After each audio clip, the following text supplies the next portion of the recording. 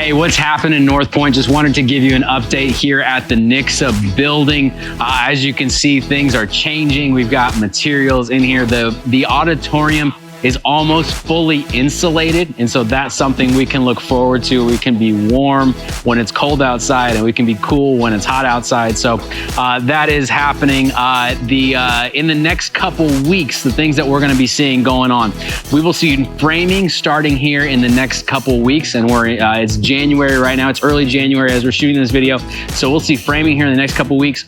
Mid-February, we will be looking at drywall coming in.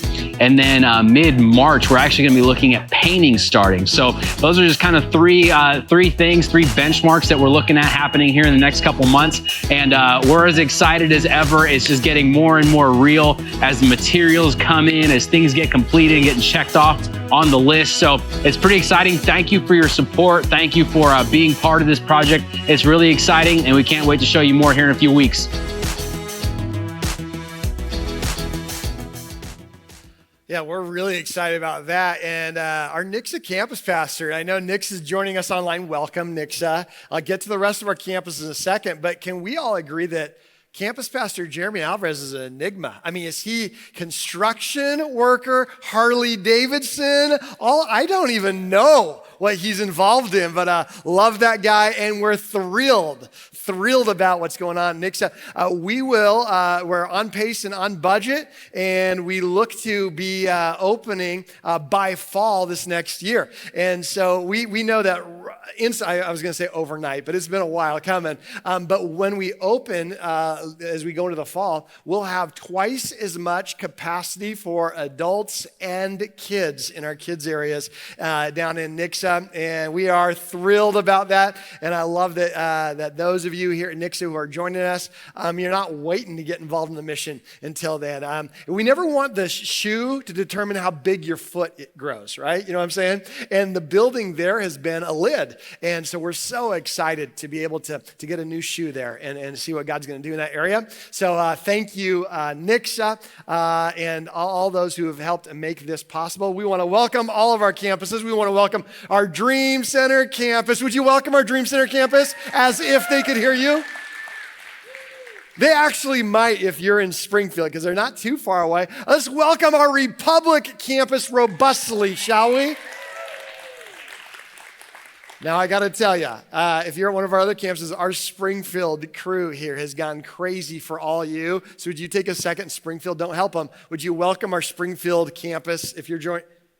Doesn't that feel good, Springfield? Standing over, that's a little much, but hey, we're glad you're joining us. If you're joining us online, good to have you with us. You probably already heard about this, but we got surveys in your seats, and we would just love for you to take a couple of moments, fill it out, helps us be able to provide the right resources for you, gives us a little snapshot of a moving target of where we're at. So take a moment. I'm not offended at all if you fill this out while I'm talking.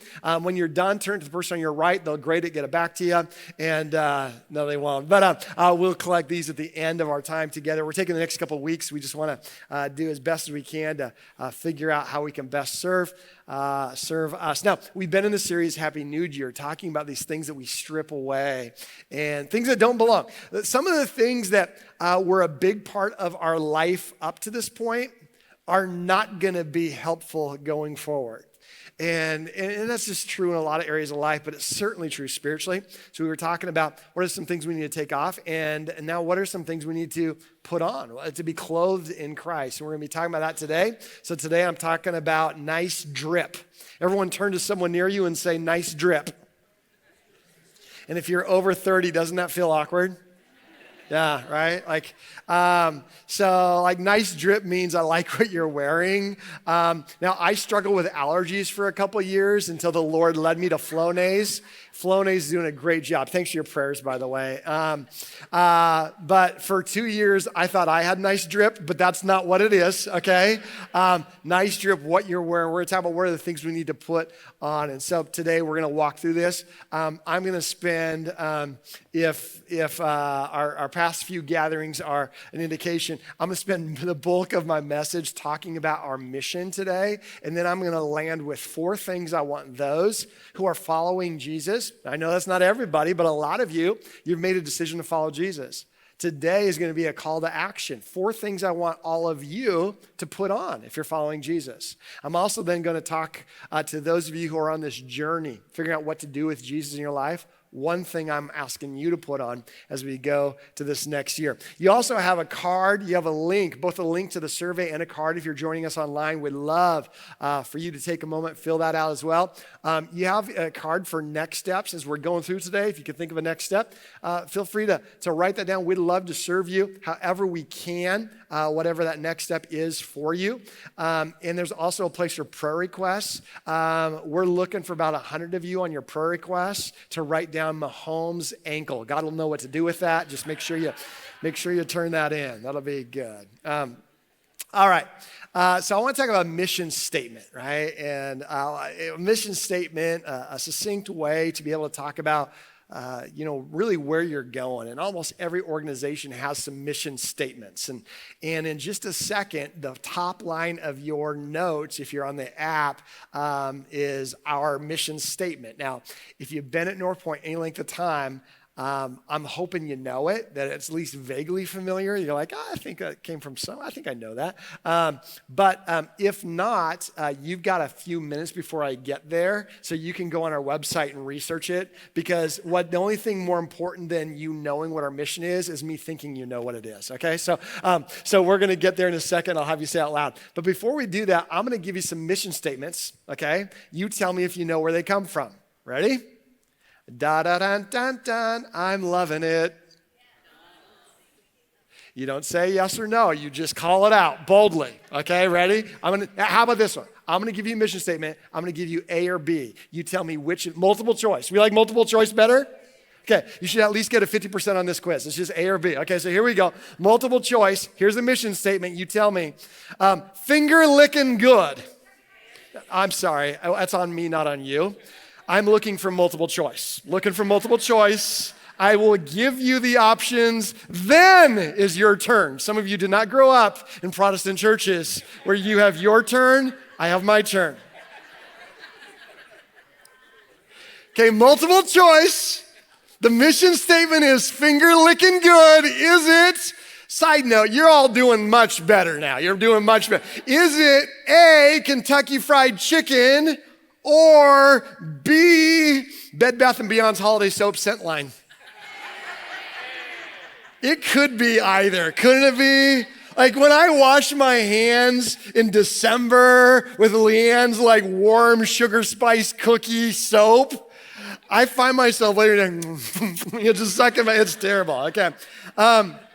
Okay, the quicker picker upper. Is it A, Bounty, or is it B, Merry Maids? Side note, for this one, always go with A, but we'll keep going, okay. Betcha can't eat just one. Betcha can't eat just one. Is it A, Lay's potato chips, or is it B, Bertha's Brussels sprouts? It's actually A, okay? Because I can't eat just one Brussels sprout. Reach out and touch someone. Is it A, AT&T, or is it B, Tinder? Stop it. Stop it. Let's go to the next one. You guys, good grief. Takes a licking and keeps on ticking. Is it A, Rolex, or B, Patrick Mahomes? Come on, somebody. Okay, mission statements. Okay, so now here's what I want us to do. I want us to think about what is North Point's mission statement, okay? So in your outline, we're going to say it together. North Point exists to...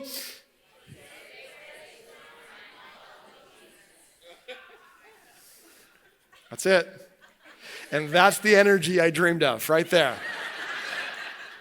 Like if we could just bottle that and just open it up around our community, that would make it. Like, think about it. Some of you are like, North Point exists to create a safe place for people to find and follow Jesus. Yes, and yes. That's our mission statement. That's why we exist. We want to create a safe place for people to find and follow Jesus. Let's break it down now. Okay, so here's let's talk about safe place. A lot of people, what exactly does it mean by safe place, right? It's a common question we get. So let me walk through safe place. Because that could be a weird terminology. When I was growing up, I grew up in the Nancy Reagan era, okay? Anybody else old? Okay? And so she was very influential in public schools and just say no. That's why there's no drug problems anymore. And so then also there was this big movement, safe places for schools. I don't know if you grew up in that. We had yellow diamond signs that says, this is a safe place. And we put them, our school joined the campaign. Winton Elementary was a safe place. You know that's true because we had yellow diamond signs all over the school that said safe place. Outside the school that said safe place, we had school assemblies with school assembly speakers that convinced us it was a safe place. Look at the yellow diamond, but it was confusing because it didn't always feel like a safe place. We had rules to make it a safe place. Like you just walk briskly and they'll tell you to slow down. They'll point to a yellow diamond. This is a safe place. Don't walk quickly. Like, come on, really? Like, how many injuries are happening because students are walking briskly, right? But it's a safe place. I'm like, are you really concerned about a safe place? Because, like, have you looked at our PE class? They're making us climb a rope for PE. To the top of the gym. It's like 35 feet high. I'm pointing to the yellow diamond, okay? This ain't a safe place. I'm like, I'm gonna fall and I'll die. They're like, you won't die. We put a wrestling mat on the bottom of the rope.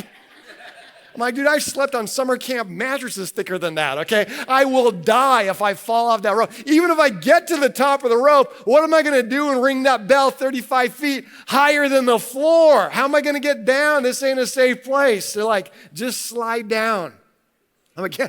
That's a rope, okay? I'm gonna come down 170 kilometers an hour. Flames will be shooting out my hands. That's not safe. Even if I get to the bottom of the rope, you know what's at the bottom of the rope? A big old knot. When you're going down 175 miles an hour, that ain't a safe place is all I'm trying to say, okay? Like they would pass out scissors for art class and the teachers would collect them at the end of art class and they'd lock them in their drawer and they'd point to the yellow diamond because this is a safe place. We don't want y'all getting into the art project, tools. Have you ever tried to cut construction paper with school-issued Fiskars, okay? You can't cut through warm butter with that stuff. You can poke me in the eye, I'll be fine, okay? Those things are safe. Yeah, they say it's about safe place, but you know what's sitting on top of the teacher's desk in North Idaho where I grew up? A big old paper cutter. Curd chop. You can cut the head off a cow with that thing. That ain't safe. That's just there for us all to play with. It'd be like, this is a safe place. You go into our bathroom supplies weren't even safe. You'd go into the bathroom, that one-ply toilet paper they'd give you, get a rash on your boom. That's not safe. And if you go in, you just want to use the paper towel, like, it's like, right? Like this brown paper towel is made out of like chopped up oak, right? You go, I just want to blow my nose. I went in with a runny nose, came out with a bloody nose. This is terrible. It's not so like when you hear safe place, I know you can be like, what does that really mean? When we say we want this to be a safe place, some of you are like, but it wasn't safe for me. You didn't make it something I could understand. It's not a safe place. The way that people looked at me when I walked into the room didn't feel safe to me, right? It doesn't matter what we put on the walls. It's what's felt in the halls. Is this a safe place where everybody's welcomed and accepted and invited to the table? Safe place to what? To find Jesus. To be, not that he's lost, but that it feels experientially like we find Jesus.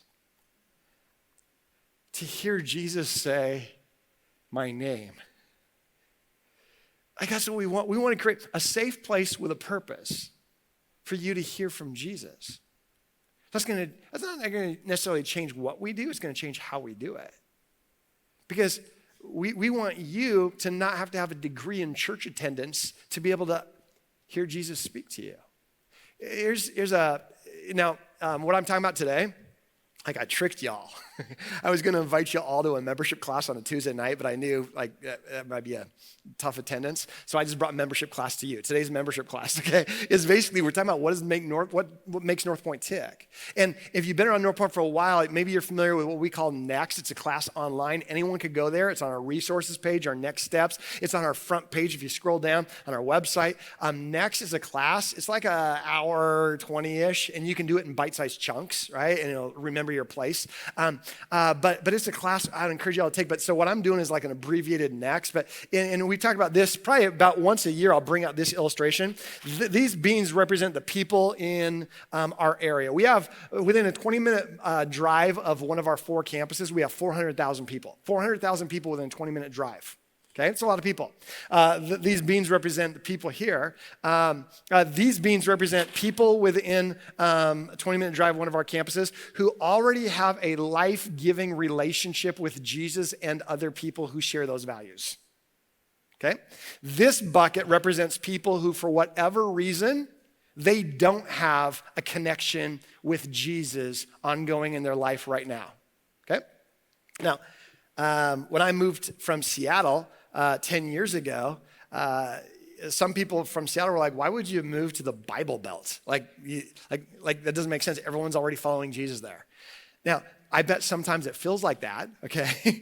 Like when you go to the, Chick-fil-A and you hear the music, you're like, that sounds strangely familiar, okay? Like that's what's on my grandma's house, right? Like that's, but then you're reminded when you try and leave the Chick-fil-A and cut into traffic that not everyone's a follower of Jesus, okay? But we have a culture, we have amusement parks that kind of feel like, it's family values and it kind of goes into Christian culture and it could feel like, man, there's a ton of people. And I would say in the 80s, I don't know what percentage you would think of people in this area are connected to either a personal relationship with Jesus or a church that is Jesus-centric. But I bet in the 80s, that percentage was about 80% of people, 75% of people, 90s maybe a little bit lower.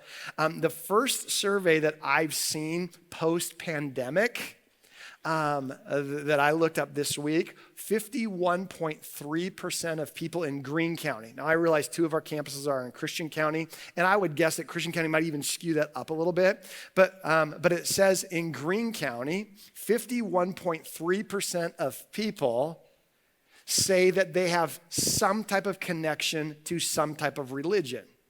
So when you look at a survey, you got to look at what does that word mean to them in the survey. In the survey, that meant any type of religion.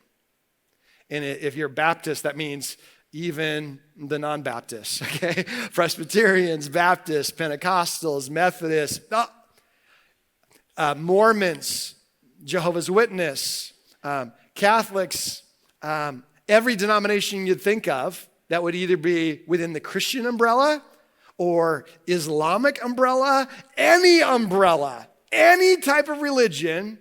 51.3% of Greene County in 2022 said that they're connected. Now, just for sake of discussion today, let's just say 50% of the people that you work with, that you go to school with, that you live around, 50% of the people are either following Jesus and have a life-giving relationship with Jesus, or pretty connected to a bunch of people who do, and they're on that journey, right?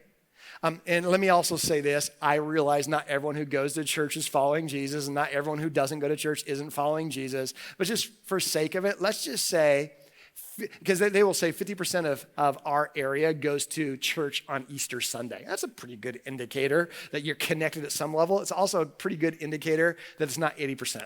Let's just say 50%. Let's call these 50% of people who live in our area who already have a church connection, which is awesome. We're not angsty about this, but this is not our mission to come to this group and be like, hey, you should come to our church. Our church is better. Our church has better kid programming. Our church has louder music. Our church is a good-looking pastor.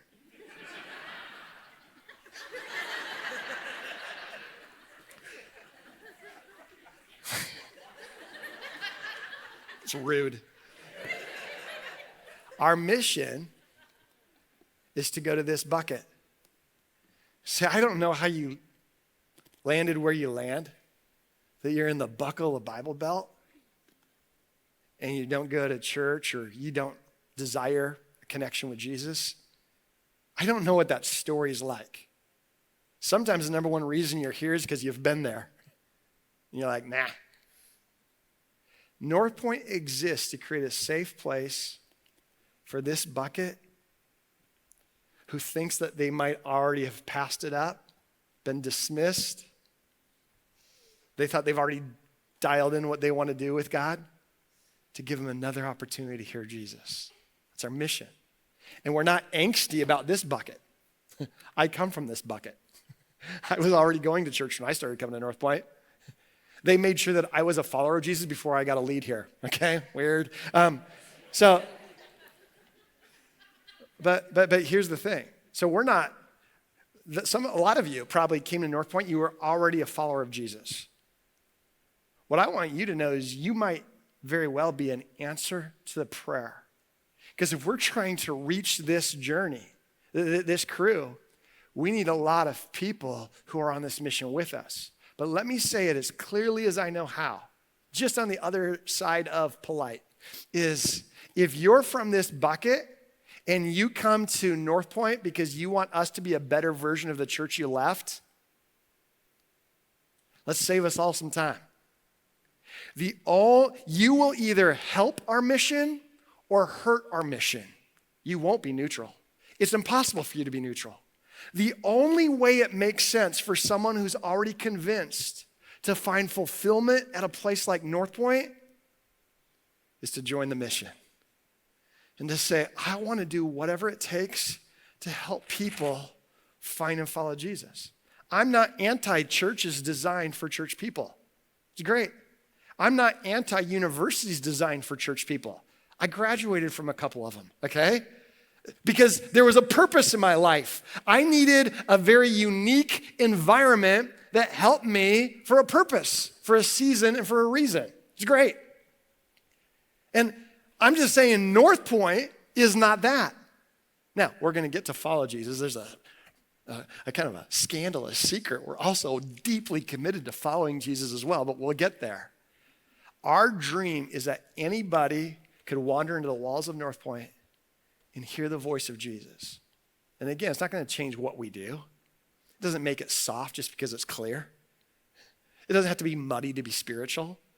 It doesn't have to be, that way at all. It's just going to change how we do it. It's going to change the songs we sing. We're not going to sing a song that maybe you loved at this place that made a lot of sense to you because you knew the Bible really well, and you're like, okay, angels prostrate fall, and this person's like, I think my uncle had that, okay? Like that's, okay. Now I raise mine Ebenezer. He's like, not around me, you don't. It's just like it doesn't make sense. So what we're going to do is say, okay, how do we create an environment that this person's going to hear Jesus talk to them? And then to follow Jesus. We want to be more like him. I've got two fundamental thoughts. It's not in your notes, but I never expect people who aren't following Jesus to act as if they do. That way, I'm never surprised when I hear your story. If you're here today, I'm not like, oh my word, you look like you don't know much church stuff. Like, I don't expect it. I don't expect you to act like a follower of Jesus if you're not. That's dumb, okay? So to expect that.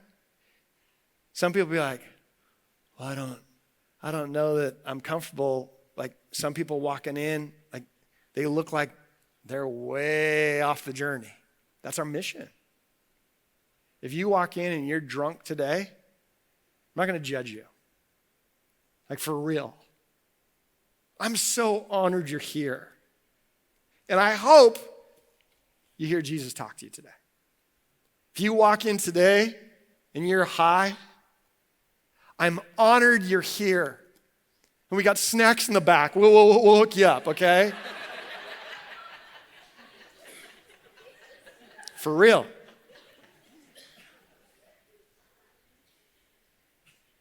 We want to be a safe place for you to hear Jesus. I'm never surprised when someone who's not following Jesus acts as if they don't. There's no shame on that. There's a journey, which is our next series, this journey we're all on. But I'm also always surprised when someone who is following Jesus acts as if they don't. Like, if you have made a decision to follow Jesus, now, I lost all voting rights on how I live my life. It's not about how I want to do relationships, not about how I want to do finances, not about how I want to do conflict, not about how I want to do parenting. Now I've got to live my life as if I'm not in charge anymore. I need to clothe myself with the things of God, not the things of my own. I need to be transformed, be more like him, not this neurotic pursuit of perfection, but this radical celebration of gratitude of what God's done. He snatched me when I was clueless, when I was deep buried in my own sin and my own mess. And God, he transformed me with his marvelous light and brought me out of darkness. And now it is my joy and honor to go on this mission with him. Now, I've not gotten to our notes or to our outline, but let's hit our text of scripture written by a guy named Paul, who wrote to a lot of the New Testament.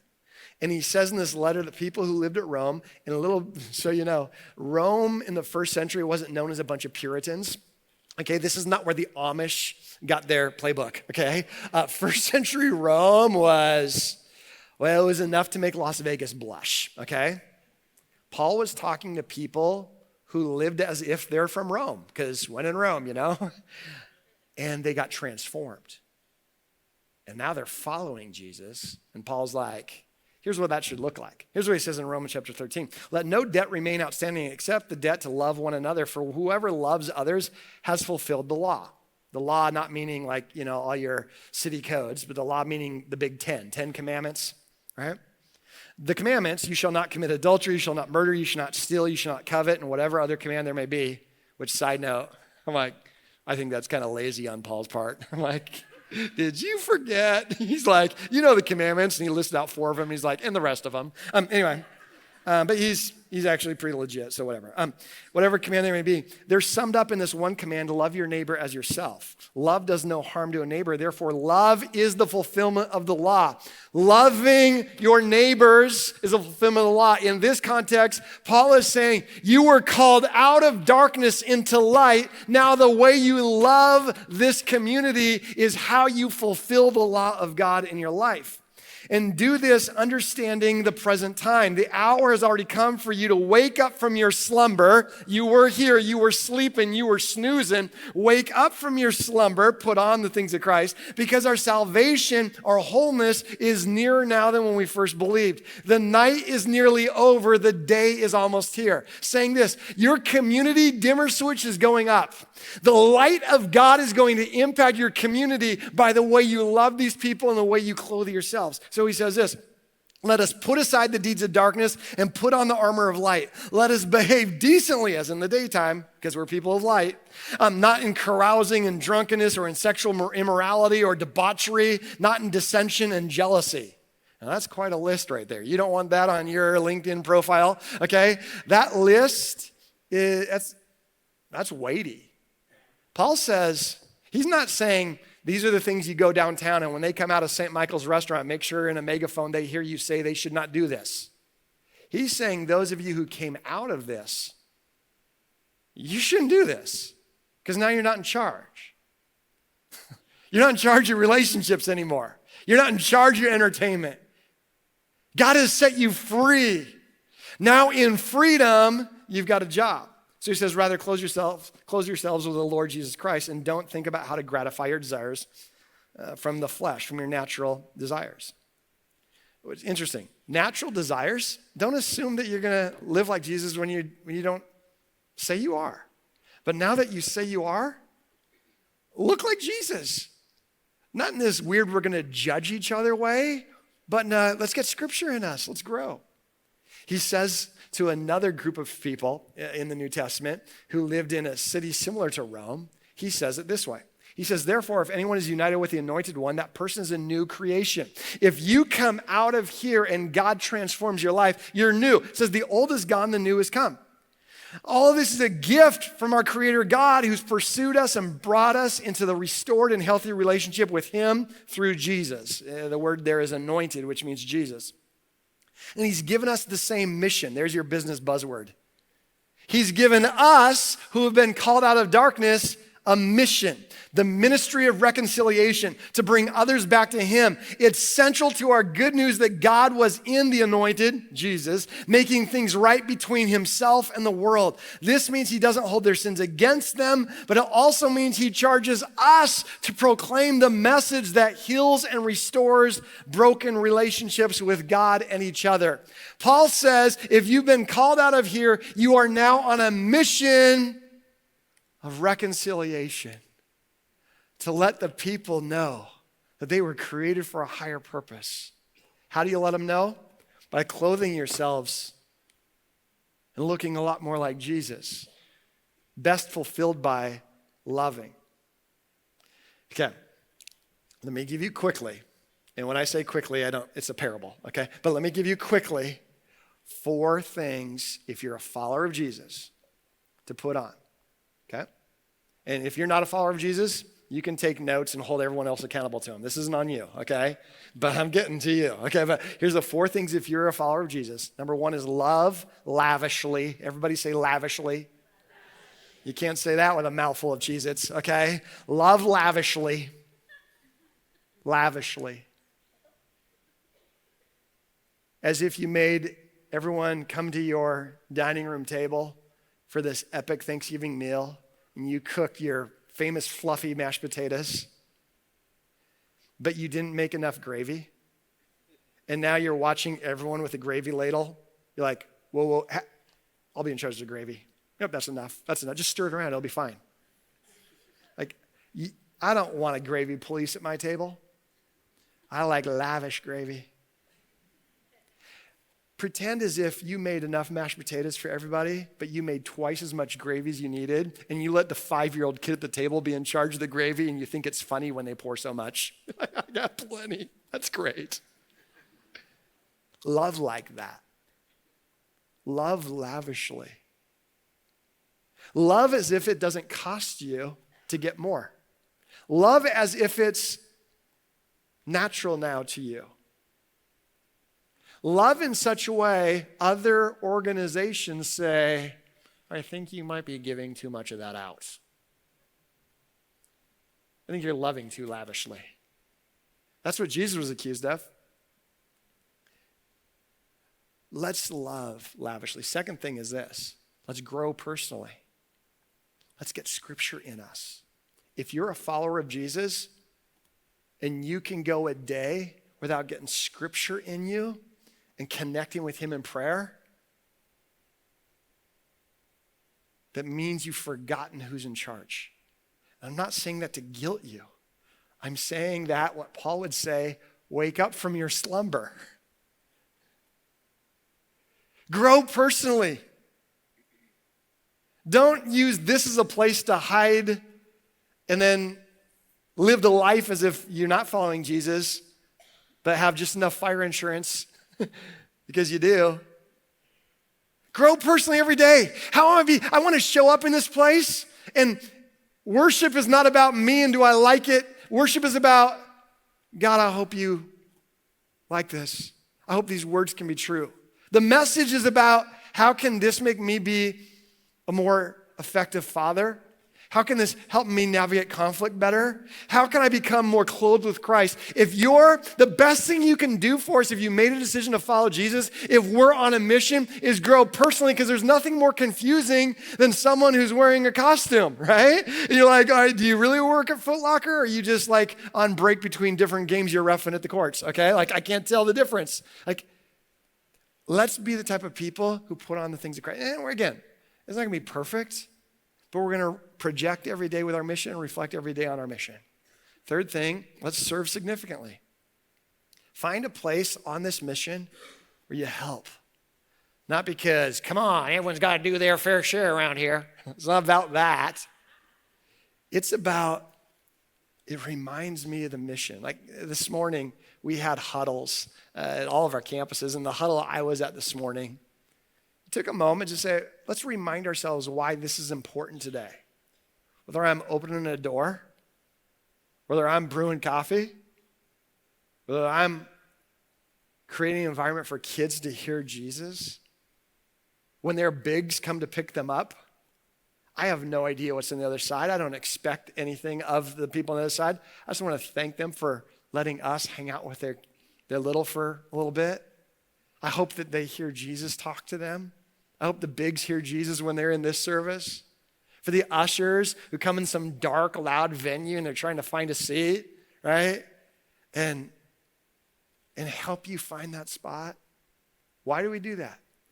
It's finding a place to serve significantly. And one, you can go to springfielddreamcenter.com, springfielddreamcenter.com.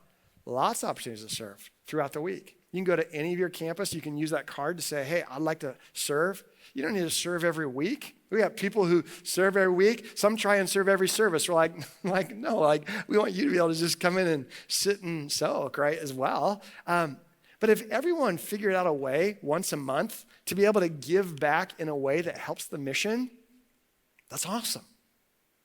Because it helps you own that mission, and I promise you on the other side of that mission, I promise you on the other side of that mission, there's someone who shows up and they just need a safe place to hear Jesus. So let's love lavishly, let's grow personally, let's serve significantly, and then let's give generously. Give generously. I'm going to have the ushers come. I'm just kidding. Not yet. But give generously. And what I'm saying about that is if you're, and this is not for those of you who are on this journey, this is those of you who are on this mission. You probably notice we don't do like a mini sermonette every time it's the offering. Everyone turn your Bible to Malachi, and we're going to talk about the 7 curses if you don't tithe, right? Because this person's like, what's a tithe? Okay, I don't know what it is, right? So we're like, but we're not gonna, if you're waiting for us to put pressure on you to give a certain thing or to tell you what percentage is ordained by Father in heaven, right? Like, what? Stupid. But I would say this, when you give, everything you give helps us create an environment for people to find and follow Jesus. Whether it's Dream Center, whether it's one of our campuses, a kids program, a resource. If you're on this mission, ask yourself, how can I be part of the investment of this mission? And we are so grateful for those who've made that part of your life and your commitment. And I want to call an invitation to those of you on this mission to say, I don't want you to feel like your gift is too big for our mission, nor is it too small for our mission. I promise you, there's something that happens in you when you give it when it's not for you. And something happens on the other end when together we say, God, now will you take this gift and help us to create a safe place? 4 things if you're a follower of Jesus. Let me love lavishly. Let me grow personally. Let me serve significantly. Let me give generously. If you need a church to tell you how to do all those things, we're not that. It's like, if you need a church for us to all vote on the color of the carpet and be members in that way, it's not us. Bet you can find one, but this isn't it. If you want a church that's so radical about the mission, I just want you to know there's a significant place for you in this mission. There's no way we can reach and change the light, the dimmer switch principle in this community without people who feel called by God on this mission. So I want to encourage you to join that mission. The second group of people who are on the journey and you're not sure what to do. Here's the only thing I ask you to clothe yourself with this year. Every time you show up, invite Jesus to speak to you. Like, don't say you're seeking without seeking. Like, for real. If you're a seeker, seek, baby. Dare him. God, if you're real, talk to me. Show up in my life. Not in the weird way like, let there be an anonymous check in my mailbox, okay? That makes you God. But like, God, speak to me. Through a public singing, through a message, through an ancient book. Put the ball in his court. See what he does with it. Some of y'all got the type of stories right now. I understand why you would have a hard time buying in that there might be a God. But I'm also biased, and I think he's speaking, and he wants to. And if you dared him to and invited him to, awesome. You're not responsible to do anything other than invite him to speak to you. Now, once he does, look out. This safe place comes with a very dangerous challenge for all of us to take up our cross and to follow him. Let's create a safe place where people find and follow Jesus. Now, I know this is going to be a shocker, but I got one more illustration. And so I need your help. And we'll close here real soon. Ish. Okay, so here's the last thing I want to say. Is everyone help me with this. Where's your favorite place to get Mexican food in this area? Everyone yell it out. Someone said Old Mexico, okay?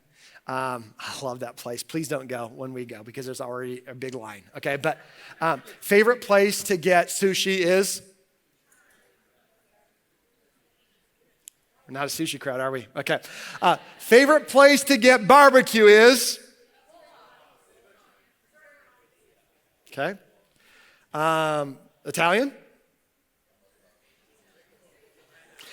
Little hurtful, no one's once yelled out Waffle House, okay? We want to be the Waffle House of churches. Now let me explain. Waffle House. Some of you haven't been to Waffle House in a long time. How many of you haven't been to Waffle House in over a year? Every eye closed, every head bowed. Yeah. It's been a while. It's all right. No shame. Some of you haven't been to Waffle House because you think it's too classy for you. I'm here to tell you, it's not. It's not. It's like got the ambiance of a truck stop bathroom. It's great. Some of you haven't been to Waffle House because you're like, I can't afford Waffle House. I bet you can get there. I bet you can, okay? Don't go wild on the menu, but I bet you can afford some things there, right? Some of you haven't been there because you're like, I bet it's too judgmental. No. You don't even have to use your real name there. It's great. Some of you are like, well, I don't have anyone to eat with. Just belly on up to the bar, my friend. That Waffle House will become a waffle home in no time flat. Waffle House. Matter of fact, Waffle House, they're doing something special for Valentine's Day this year. Maybe you saw this. Leanne earmuffs, because I haven't told her yet. But they're dimming the lights. They're going to clear the cobwebs. They're going to put up some candles. They're going to put some flowers out there, and they have Valentine's specials. And some of you are like, well, I don't have anyone to take for Valentine's Day. They already thought of that. You just show up there. Who knows what your night has ahead of you, okay? Waffle House. Now, when I say North Point's like Waffle House, there's some caveats, but here's what I mean by that. I don't care if you show up at 4 a.m. and you probably have a story of why you're still awake. Coffee's on. You want to talk, you want to just eat, that's cool.